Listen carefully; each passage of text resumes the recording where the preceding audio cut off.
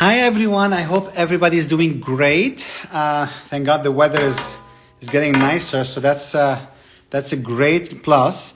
I'm very excited to start a series, about fibroids, and I'm extremely excited that this series is going to be with Viva Eve, who I believe they're one of the experts, one of the best experts in fibroids in this country. So Dr. Gohar is going to join us really shortly. I'm waiting for him, and once he starts, we can talk about Dr. Gohar, Viva Eve, and fibroids. Fibroids. I see them every day in my office, every single day. Patients complain about them frequently. They cause a lot of discomfort. They cause a lot of pain, bleeding. They're associated with infertility, especially if they're in locations where implantation is crucial. They cause heavy bleeding. They're one of the leading causes of hysterectomy in this country, blood transfusions, admissions to the hospitals. So there's a lot of things that's going on regarding, fibroids, management, symptoms, types of them. So we're going to discuss a lot of those things. So every Thursday at 6 p.m. for the next couple of weeks, we are going to have Dr. James Gohar from Viva Eve discussing with us fibroids. So once we have him, we will start the session, and we will also take some questions for people who have questions regarding their fibroids and others. So we just want to wait a few more minutes or seconds. He should be joining us really shortly, and then we can start the process. So, okay, I actually prepared some questions for him because I'm excited as well to have a session with him. He's really an amazing guy. I like him a lot. Patients love him. I refer patients to him. It's just like they really fall in love with him as far as his bedside manners, his practice. His main office is mostly in. He started in Forest Hills, but now he expanded to Manhattan. So we're gonna tell us all these things as well. Just waiting for him to join. Okay, I see here Viva Eve joined. So once he requests us, then we can accept.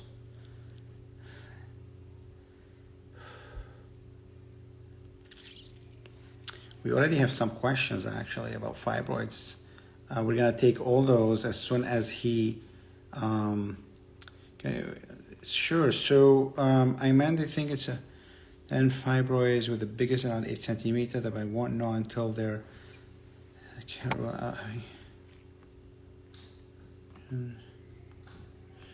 So we're gonna discuss this question. I'm reading the questions right now. I promise I'm gonna do my best to discuss all those as soon as Dr. Kohar joins us.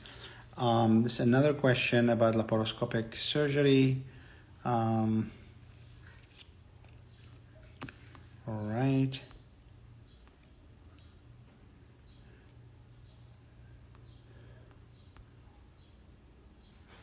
View request.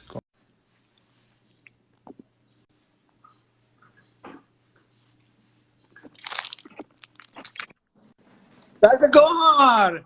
Dr. Merhi! Thank you so much for joining us. Thank you so much for having me. At 6 o'clock, I made it home. I was stuck in one of the worst traffic. I don't think we shouldn't drive with this gas prices. They're going crazy. So, I don't blame you. It is, we're paying by the mile now. It's crazy. It's really crazy. It's really crazy. Well, thank you so much. I was saying great things about you, but now since you're here, I can't say that. I don't like to give people compliments in their face. I appreciate that, Dr. Merhi. Look, honestly, it's an honor to be here. I have to admit to all the crowd, this is my first Instagram, and I feel very honored to be a part of it. There you go. We're gonna bring you to the social media world. That's it. Yes, absolutely. Happy to be here. So I was telling everyone that we're having series of fibroid sessions every Thursday at 6 p.m. This is the first one. So we're going to try to get as many questions as possible. We already got actually questions that I would like, I promise we're going to answer them at the end. But Sure. Dr. James Gohar, first, I would like you to tell us a little bit about your background. I want to know more about you. The more things you tell us, if you want to share your personal stuff, happy to do that. And then I'll start from there. Thank you, Dr. Merhi. Yes, so my name is Dr. James Kohar. I'm the co-founder and CEO of Viva Eve. I happen to be an OB/GYN as well. Did my training down in Georgia and at the Medical College of Georgia many years ago.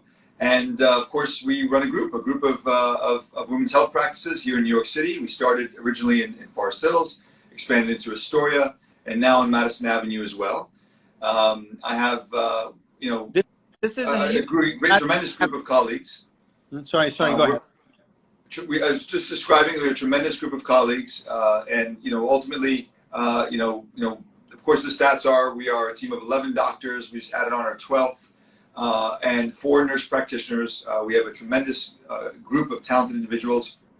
But ultimately, all of those individuals and all the physicians and all the brain power really just goes back to a single premise and a single mission, which is what we describe as reinventing women's healthcare.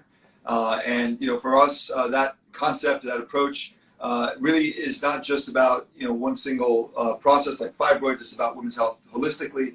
It's what we do as gynecologists, as obstetricians, as GYN surgeons, diagnostic radiologists, intervention radiologists, anesthesiologists, and now plastic surgery as well.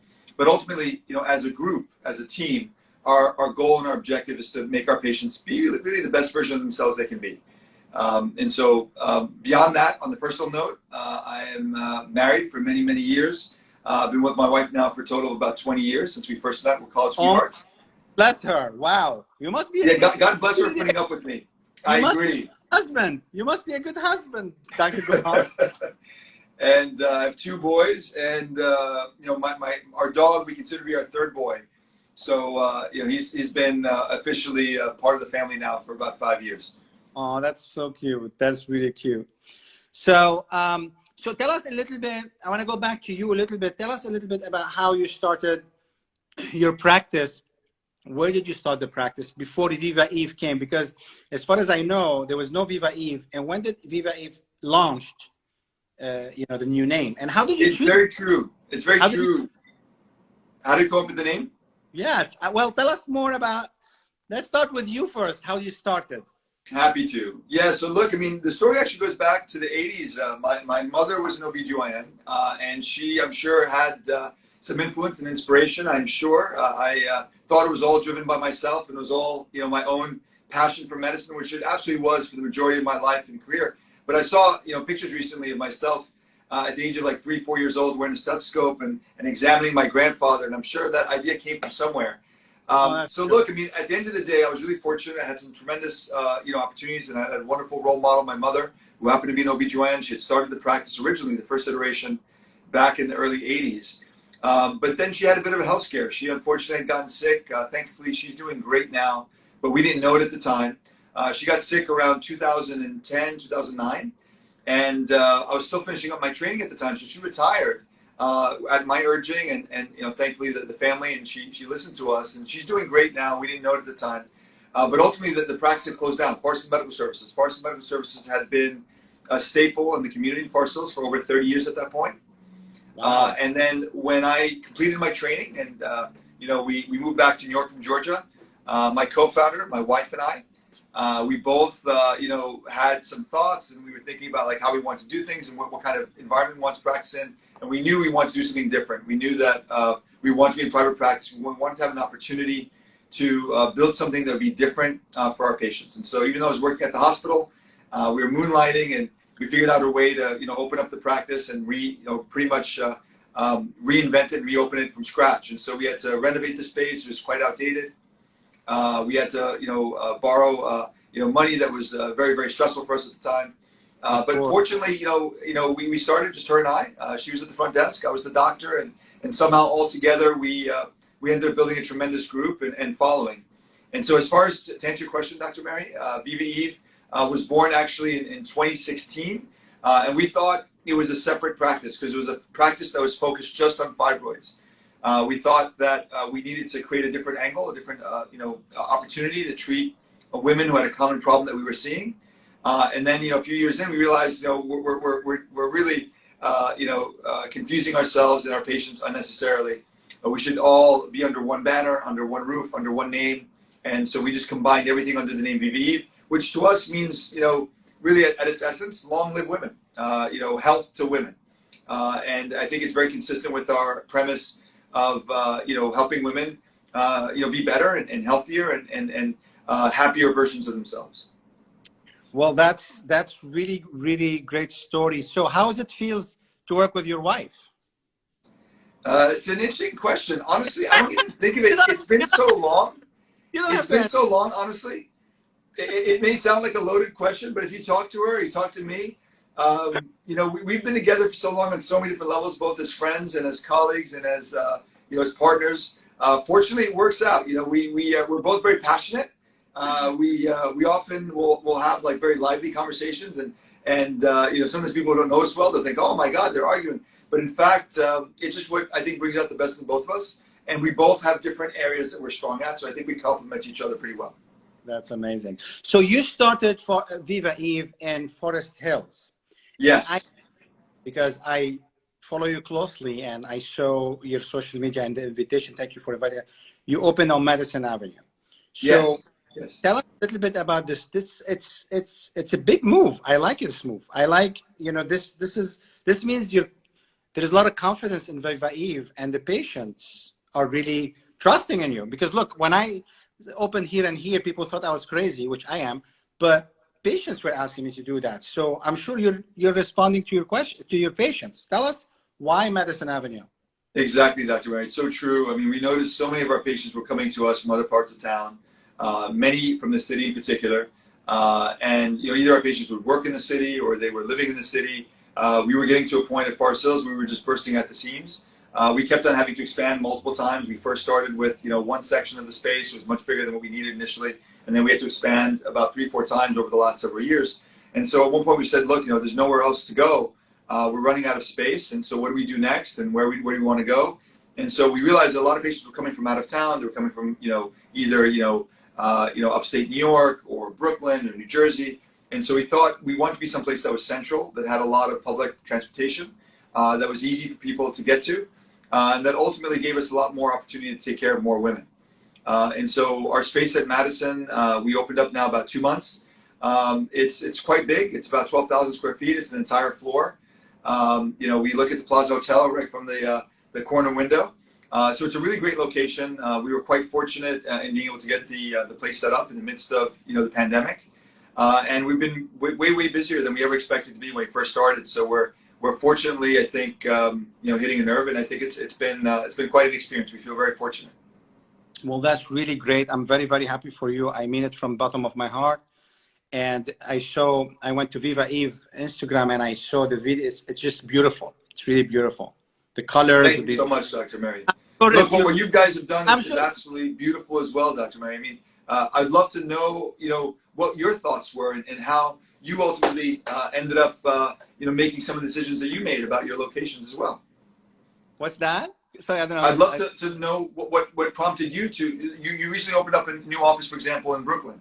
I know prior you had opened up several locations within this past couple of years. It's been beautiful to watch. Why did you open up the last office in Brooklyn? Thank you.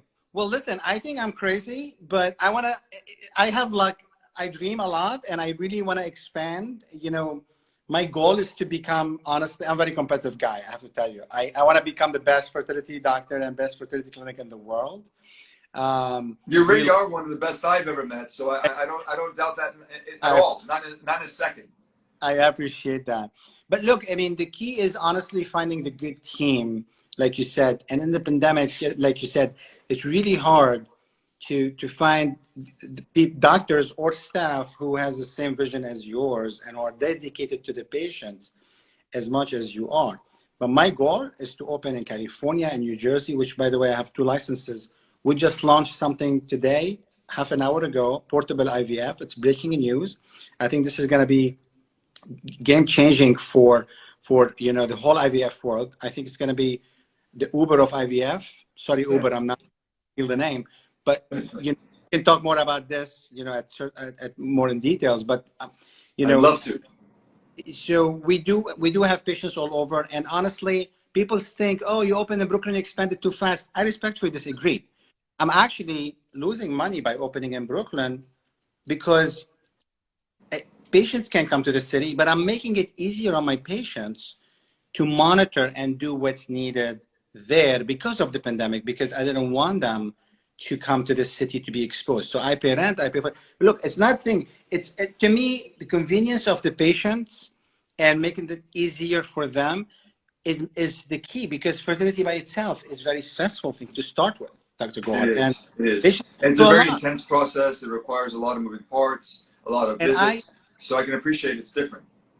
right, exactly. So, so that's the story. But you'll hear soon about new locations. So stay tuned. So, so tell us a little bit about, again, I'm going to go back to Viva E because I don't want people to think it's just fibroids. I know you mentioned briefly. Now you have plastic surgery. So tell me, Yes. I'm a woman, I'm pregnant. Do you deliver babies? What else do you do for me?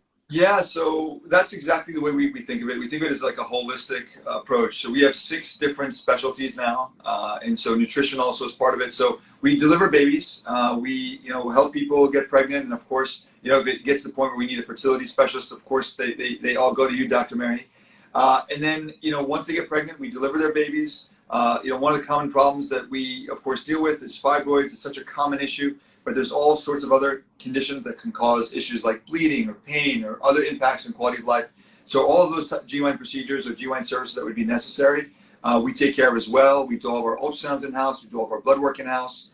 And at the end of the day, it's also about the convenience for the patient. So we've learned that our patients are very busy. They they have families, they have work. There's so many components to their life that, make it hard for them to bounce around from place to place to do the smallest things. And so what we try to do is we don't want to be the jack of all trades, master of none. The way we see it is we want to be able to be that comprehensive place where our patients can take care of all of their common problems within one group. And so the idea behind nutrition is that we learned that so many of our patients have, issues that would require them to make some adjustments to their diet. And we all know that a good diet, a healthy diet, and a healthy exercise regimen and good sleep are the foundations of good health. And so we thought that'd be a natural thing for us to be able to provide to our patients. Plastic surgery was really, really interesting, angle that we hadn't really thought a whole lot about before. But what we realized were, things like mommy makeovers are such a common thing nowadays. And so when patients have had, babies and they've, been busy, they get to a certain stage in life where they maybe want to, pamper themselves a little bit, and there's maybe something about their body that's bothering them or reducing their confidence. At the end of the day, the way that we think about it is whatever we do, we want to do really, really well, and we want to make sure it's complementary and ultimately a holistic experience for the patient. That's amazing. So a common question patients ask me is, where do you deliver, which hospitals? Sure. Because to them, so we actually have several affiliations. So for our deliveries, we actually use Mount Sinai. Particularly the Mount Sinai West location, but we actually have privileges at all the Mount Sinai hospitals. We also work with New York Presbyterian. I recently just added on NYU Winthrop as well as part of our hospital privileges. I was just added on as a clinical instructor on their staff, literally just this past couple of weeks. Dr. Kohar as well, my partner. Dr. Reed, he's a world-class plastic surgeon. He's got privileges at both Lenox Hill and New York Presbyterian, Cornell. He's a professor at Cornell. And so, look, I think at the end of the day, we've got all the hospitals we work with. But when it comes to deliveries especially, one of the things that we often do in OB/GYN is we try to consolidate. We try to make sure that we deliver out of one single place rather than bouncing around from 4 or 5 different places. Because, as a call group, when we cover our call, you never want to be in a situation where you have to go and deliver a baby in 2 different places. That's not a good, it's not a good formula. And so we consolidated to what we believe to be one of the top labor and delivery units in the country. And Sinai West, it's central in the city. It's on 59th Street. It's only a few blocks from the new Madison Avenue location that I'm in now. I literally can probably throw a stone if I'm feeling extra healthy on a given day to the hospital. So yeah, I think the other thing about hospitals, I'm sure it's the same thing with you, Dr. Merhi, is we use the hospitals when we need to. But as much as possible, we try to keep our patients out of the hospital. And we try to do the work that we need to do for them as long as it's medically appropriate and in an outpatient setting where they're comfortable, where they don't have to wait on long lines, where they're not getting exposed to COVID. All these factors have all interplayed over the years to create an approach where we try to keep our patients out of the hospital as much as possible. That's amazing. That's amazing.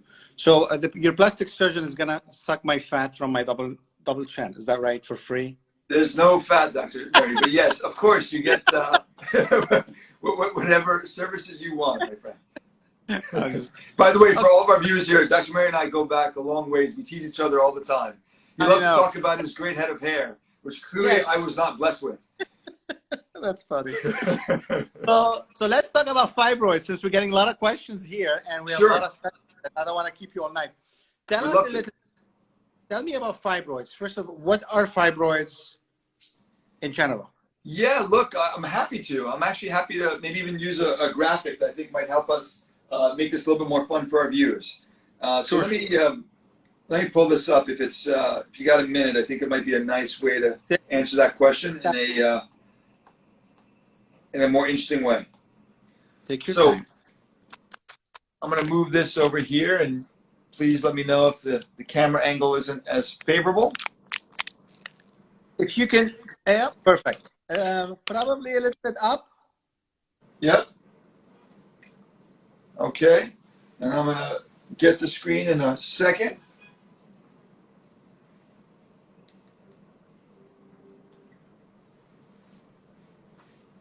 Please bear with me. Take your time.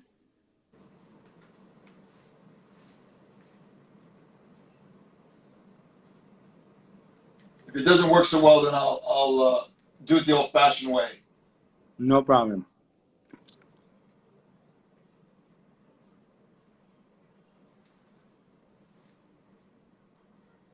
Okay, so what I'll do is, let me do this. I'm actually going to use the screen. Here, I'll do.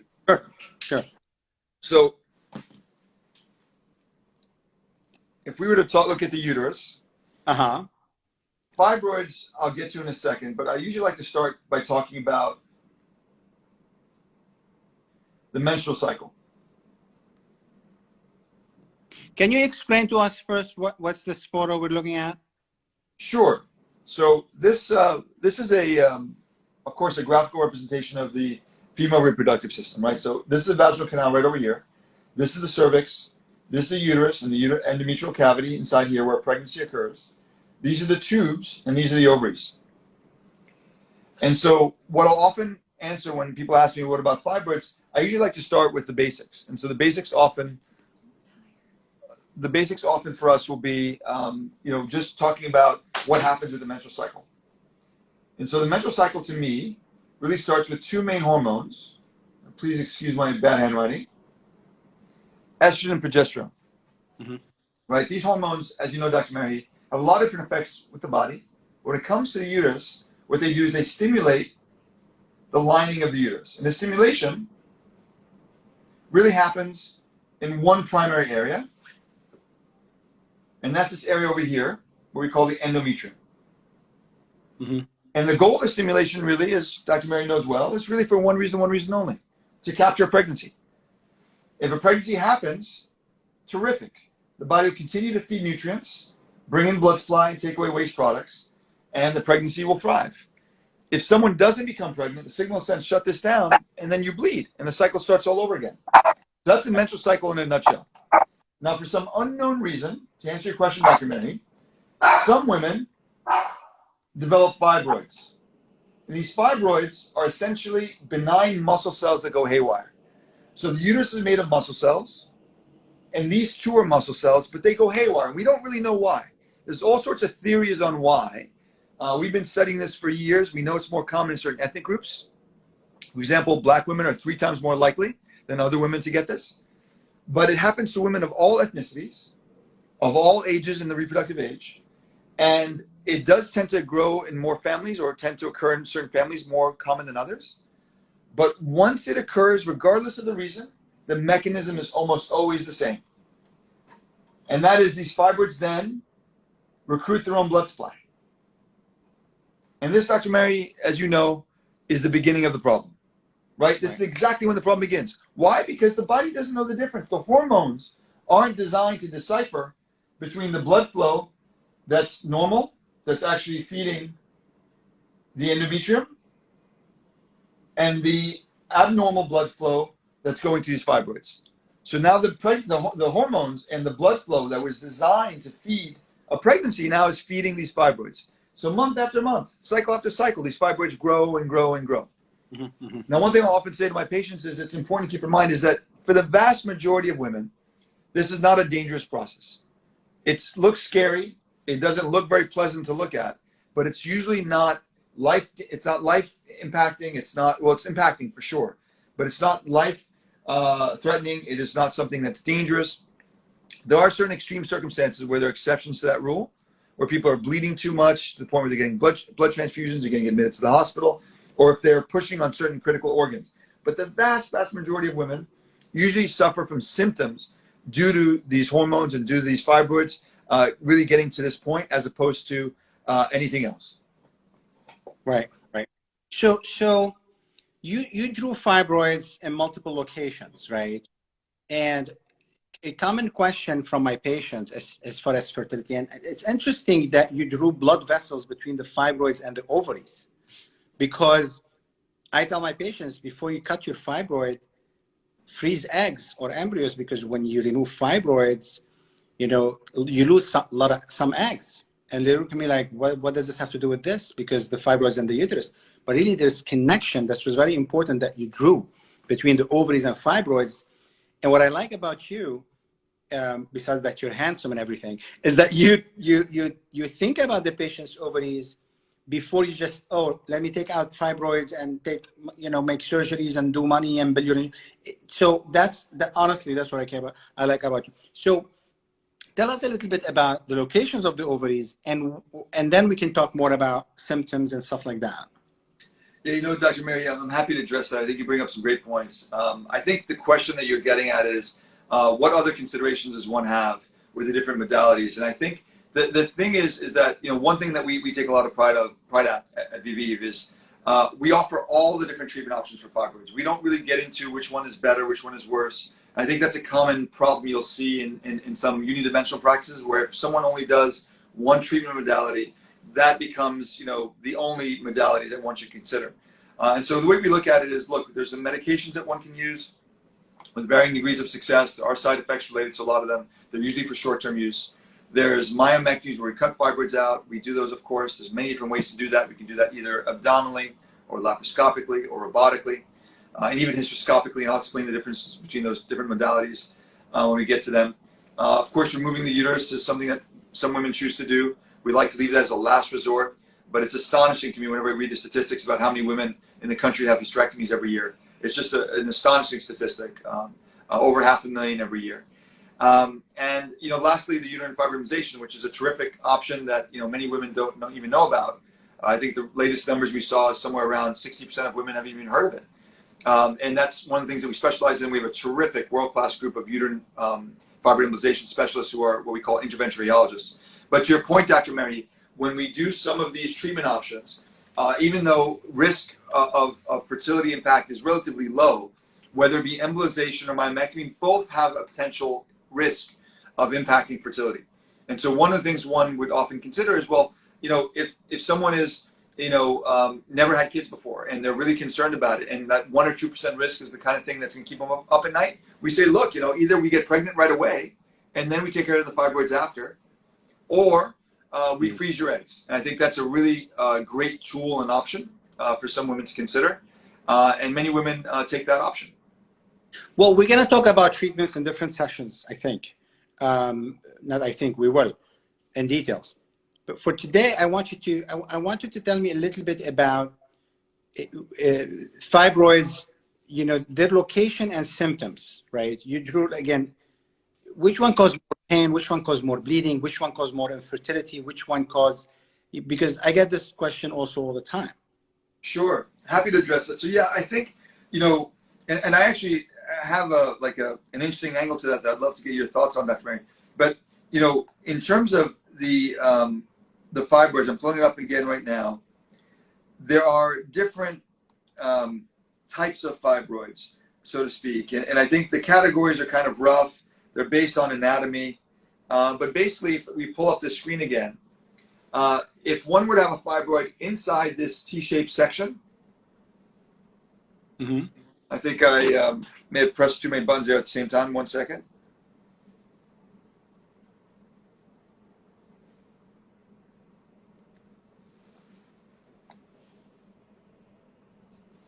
And so if one were to have fibroids right where that section is in the center, that's what we call an intracavitary myoma, when it's inside the cavity. I think most fertility doctors and most gynecologists agree that that's the one that has the most potential impact on fertility. And I think the real reason is because that area to us is very valuable real estate. And so if a fibroid's happening there, if it's occurring there, it's taking up space where pregnancy could otherwise occur. And so the general rule of thumb is if it's in the cavity, we don't want it in the cavity. Right. There's also fibroids that can occur within the muscle layer. We'll call those intramural. And that's in this section over here. If I were to draw it for you.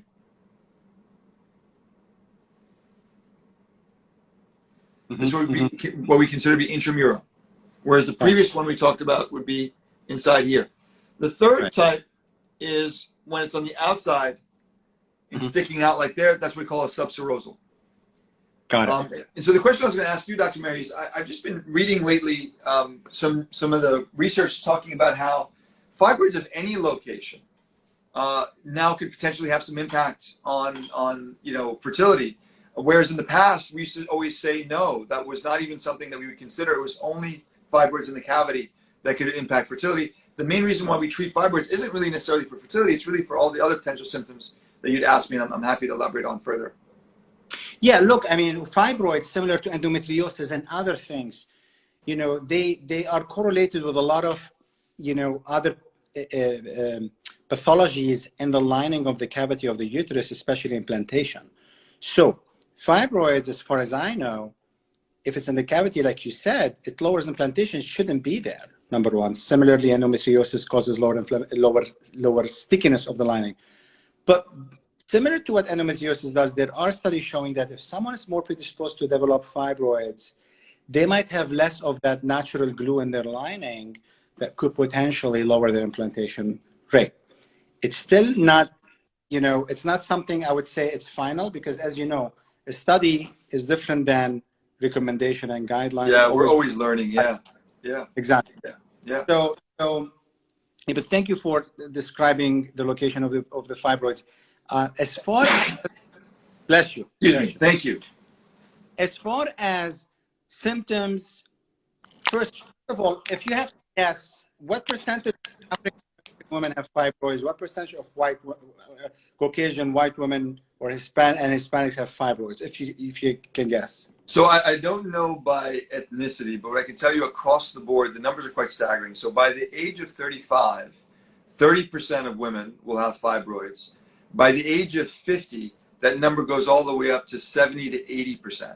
It's quite remarkable. And that's of all ethnicities. And now when you think about the fact that black women are 3 times more likely to have fibroids than non-black women, that's a remarkable stat. But I think it's important also to keep in mind that only a third, only 30% or so of that group will actually end up having symptoms. So one of the things we often say to our patients at Viva Eve is, look, not all fibroids need to be treated. Not just because you have a fibroid do we need to treat it. Sometimes we can just manage it conservatively. Sometimes we can watch it. Sometimes we'll need to treat it with medication. Sometimes we'll need to use different treatment options. And so I think the main deciphering characteristic that will cause us to treat usually goes back to symptoms. Because for us, symptoms are about quality of life. And those can be about 1 out of 6 potential symptoms. One is heavy bleeding, heavy cycles. Second is painful cycles. The third is pressure symptoms or bloating. Fourth would be pain with sex. The fifth would be urinary symptoms. And the last would be some sort of pelvic or back pain that occurs even outside of the cycle. And those are the symptoms. And so some people are very unlucky and they have like all 5 or 6. And other people, they hardly even notice the fibroids are there. And so similar to endometriosis, it's an interesting point you bring up, Dr. Merhi. You know as well as I do, we've all seen cases of endometriosis in the OR that look like, for lack of a more gentle way of describing it, but it looks like, a really bad thing occurred. Like, an accident happened. Like, there's a lot of visible disease all throughout the pelvis. Right. And then you examine the patient, you talk to them, and they hardly even notice their symptoms. It's not bothering them at all. And then you have other patients that only have like barely identifiable areas that you have to really look for in the surgical suite. And only once we confirm with biopsy, which is the only way to confirm and diagnose endometriosis, in a definitive manner, then do we know that that person has endometriosis. And so fibroids, and their symptoms are horrible, by the way, right? So fibroids are very similar in that respect. We have patients that come to us with fibroids the size of, large melons that they hardly even notice that are there, and they're taking care of them because, it's impacting, fertility, or it's because it's pushing on other organs. Whereas we have other patients with tiny fibroids you hardly even notice, but it's driving them crazy. And when we treat them, it is like a night and day difference in their quality of life. So if you're talking about quality of life, let's say I don't want to have surgery, right? I don't want to treat my fibroid. Is there anything I can do at home to lower the symptoms of my fibroids to make them shrink? It's a great question. I get that quite often, and I always want to, preface by saying that there's always things that we know and things that we don't know. And so I have patients who come to me who are doing herbal detoxes, and I have patients of mine who are drinking, some exotic tea, and who have read something about some supplement somewhere, and they're trying some new diet with some new supplement. I'll say, look, if something works for a patient and they feel like it makes them better, and it's not causing them harm or causing harm to any of their loved ones, then I think, okay, whatever works, as long as it doesn't cause them harm. But from a scientific standpoint, from a medical standpoint, we don't really know of a whole lot on those levels. We do know that, for example, magnesium can be helpful. We know vitamin D might help a little bit.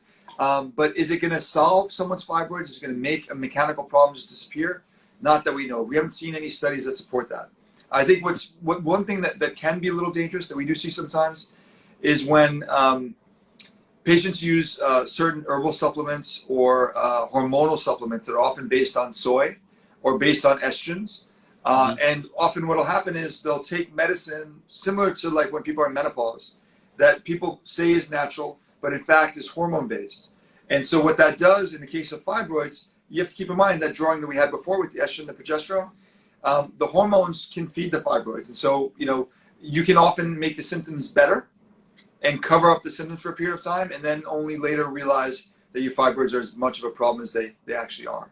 And so I don't know, Dr. Merhi, do you know of anything that, The most, and I know Dr. Ayman Al-Hindi, who is at University of Chicago, one colleague of mine, he studied fibroids and a lot of NIH grants and funding. He's a very smart guy.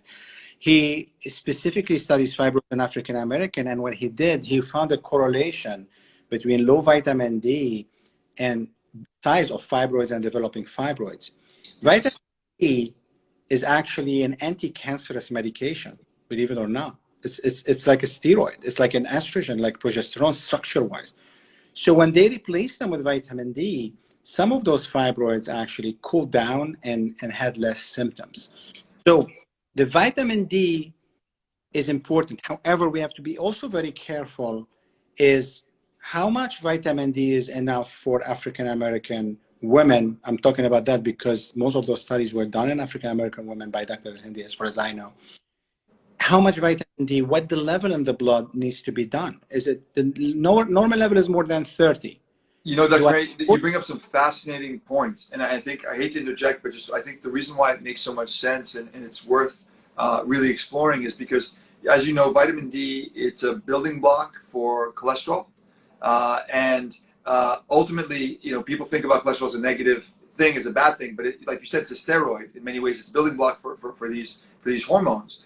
And vitamin D, as you know, like the best form of vitamin D in the world is sunlight, right? And so it makes sense that women who maybe have a little bit more melanin in their skin won't be able to absorb as much sunlight as other women. And that may be a correlation that one should try to address a little bit. So I think it makes sense. Vitamin D, as you know, is actually quite a controversial topic. There was a time in medicine back in the 80s and 90s where everyone was getting vitamin D supplemented. And it seems like the pendulum has swung back a little bit away from that. But at least in this situation, it seems like it's something that is worth, certainly considering. I think I read something about magnesium as well. And so I think these are small steps that one could take that hopefully could help improve things a little bit. But it's I don't know of any other natural approaches that solve this problem. Do you? Yeah, no, I don't. Honestly, I don't. Besides this, and besides avoiding eating things that have high estrogen, soy based, and all that, because estrogen is what actually increases the fibroids and causes more symptoms. Now, Yeah. two questions I want to ask you. One is fibroid genetics? And I get this all the time. If my mom has fibroid, do I need to have, does it mean I'm going to have fibroids?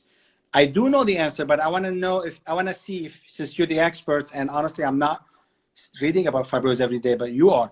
Is there any recent study showing that it's genetic like that? It's a great question, Dr. Merhi. I think we've been asking this question for many, many years, and I'd love to know if you've read something recently that I haven't. I think, historically, we've often said, look, we definitely see a correlation. There's no question. There must be a correlation because it's too much of a coincidence to be a coincidence. We see families with mothers and aunts and sisters who have fibroids, but historically, we've never actually quite found the gene. So we know it's more common in certain ethnic groups. We know it's more common in certain families. Have you read something about them finding the specific area where fibroids are passed on? Not really. I agree with what you said. And I think somebody mentioned as to why we haven't figured out treatment for fibroids or the source of fibroid. I can say this to our viewers is that similar to diabetes and hypertension, there is no single gene. There is genetic factor and there's environmental factors that all interact together in order to cause fibroids. So I wish there's one gene like cystic fibrosis, then I can look for that gene, but it's not like this. It's multifactorial.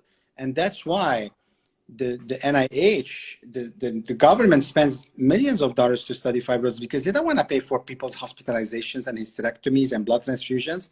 So it's in their interest to treat fibroids and find a treatment. And finding the root of the fibroid is the key to treating them.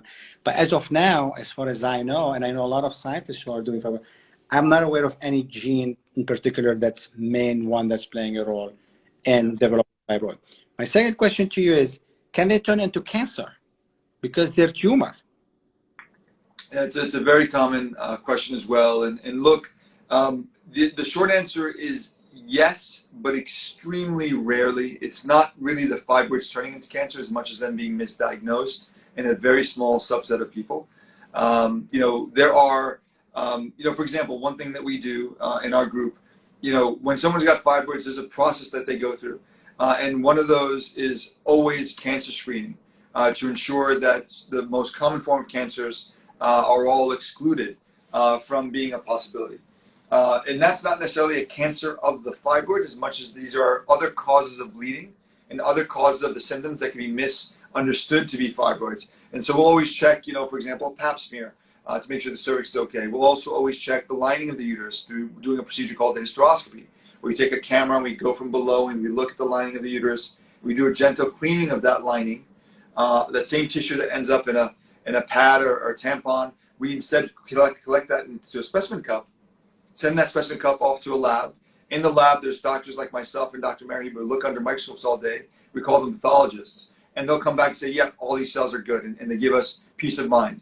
But I think what Dr. Merhi is referring to isn't necessarily the workup and the things that people can often confuse with fibroids or confuse, when in fact they have other causes for these symptoms. But there's, other rare types of cancers called leiomyosarcomas, which are quite rare. And there's usually very specific characteristics we look for, both in terms of history, clinical presentation, and imaging that make that, certainly a diagnosis that we need to catch. But fortunately, it's quite rare. We're talking about less than 3 or 4 people out of 1,000. But at the end of the day, when you do a lot of these, you see a lot of women from all parts of the country. At the end of the day, we always have to keep that in mind. But thankfully, tumor is the short answer. Even though people often are so many of us are accustomed to thinking of tumors as being cancerous. they have two main divisions. There are benign tumors, and then there are malignant tumors. Those are the main classifications. There's more, gray there, but I don't want to confuse the topic. Right. So thank you for Fibroids are benign tumors 99.99% of the time. So fibroids are not cancerous, with very few exceptions, very rare exceptions. Fibroids, again, are more about the symptoms and problems they cause to people and the impact they have on people's quality of life, rather than anything that causes a great danger to health. Right, right. Now, well, for next sessions, we're going to talk more about imaging, when to do MRI, ultrasound, treatment options, invasive, non-invasive, embolization, all that. So, but let's take a couple of questions from the viewers. Is that okay? I'd be happy to. Yeah. Someone is asking. We're going to go through them really quickly because I promise we're going to answer as much as possible. Someone is asking, I want to ask a question. So, but I'm going through a robotic myomectomy laparoscopy surgery on May 20 for 20 mural fibroid, and I'm 43, never has kids. I want to know, what should I do? What would you say? I think the first question is, what is the objective? Is the objective pregnancy? Is that number one? Or is it treating fibroid symptoms? And let's say she has symptoms and they told her, we're not take out your fibroids. She wants to have kids in the future. Now she's 43. Do you recommend she freeze eggs first? Do you recommend? Yeah, look, honestly, I think again, if the goal is pregnancy, and that's why I decipher between the two. If the goal is just fibroid symptoms, then we could talk about that. If the goal is pregnancy, and we're 43, the single most important thing we want to do right now is improve your opportunity for pregnancy. And the biggest factor in your pregnancy is not going to be what the modality is of treating those fibroids. It's going to be the egg quality. And every year that passes, every month that passes, it's super unfair. And Dr. Merhi, I'm sure, has these conversations all the time. The whole world has evolved, right? We've got all this great technology. We all study to a much later time in our lives and work a lot more than our ancestors did. And even though everything has evolved around us, our biology is still the same. And so, I'm 44. If I lived, 200 years ago, I'd probably be one of the older people in town.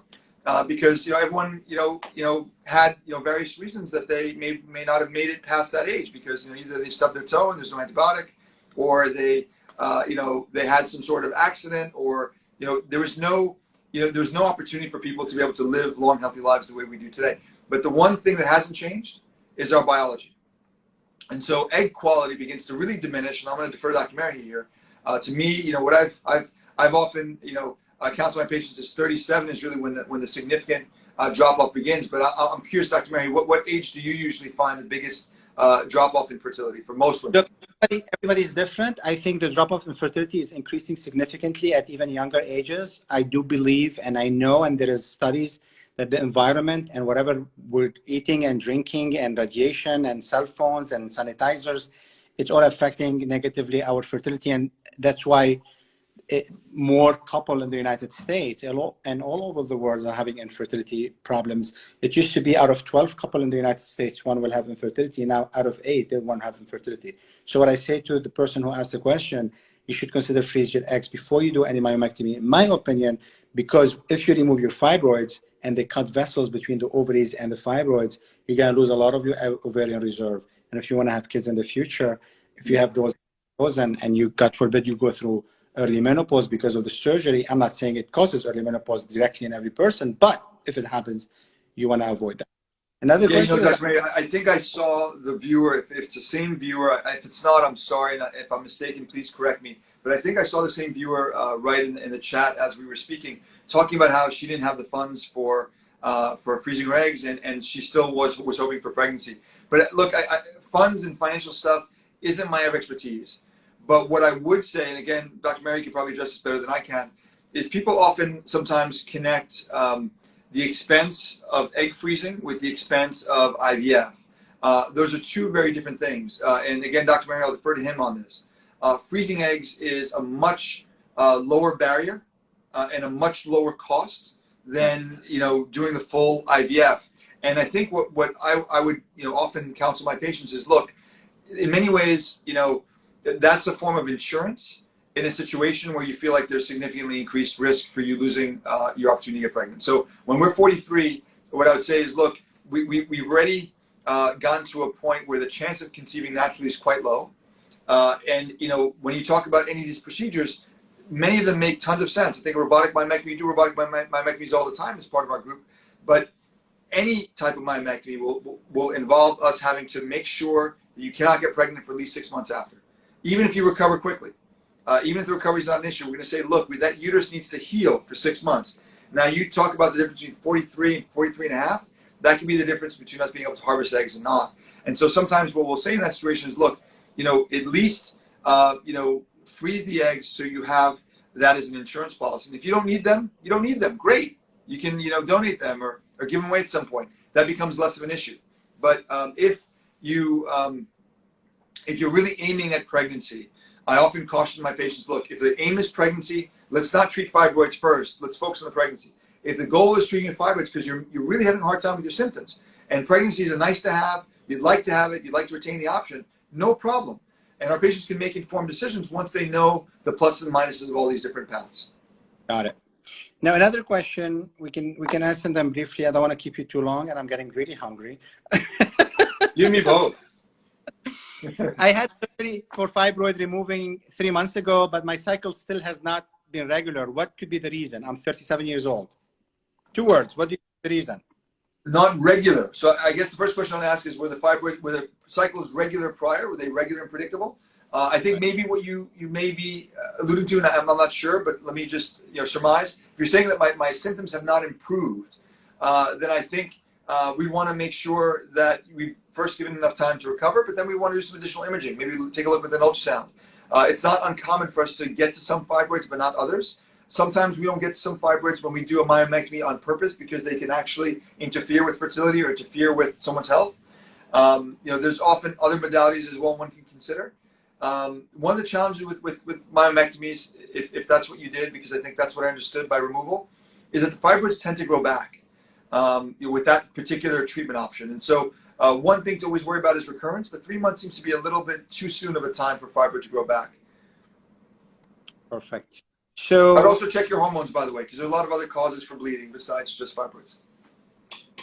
Great, thank you for the answer. Now, someone's asking, and I saw it earlier, can antidepressants, do you know have any relationship between antidepressants and fibroids? Not that I know of. I don't know if you've read something different, Dr. Merhi, but I've never seen a relationship between the two, well documented, well studied. Is the question or concern that by taking antidepressants that you now would be more likely to have fibroids? Is that the question? Well, they're asking, that person, if I remember correctly, that noticed that her fibroids grew after she started those medication. It's interesting. I'm not aware of any studies either. It's something to look at because let me tell you, with the pandemic, we're all on some type of medication for anxiety, depression, whatever it is, OCD. I have OCD. So, it's actually a very important question. I'm actually curious now, so I'm going to look it up after we finish. Yeah, it's very interesting. Very interesting. I think the one challenge with fibroids is that they are naturally slowly progressive. So one analogy I often use with my patients, it's the pot of boiling water and the frog. I don't know if anyone's heard that analogy. It's a horrible analogy and one that I hate to think about. I don't know who would be sadistic enough to do this, but apparently if you take a frog and you put them in a pot of boiling water, they jump right out. If you put them in a pot of regular room temperature water, you put the stove on, they don't know what's going on until it's too late. And right. The reason why I bring up this analogy, of course, our nervous system is very different than frogs, but the reason why I bring it up is to say our bodies are remarkable at being able to compensate when things happen slowly over many years. Right. And so when things are gradual, the body will adjust. It'll adjust. It'll adjust. You see this with patients with anemia.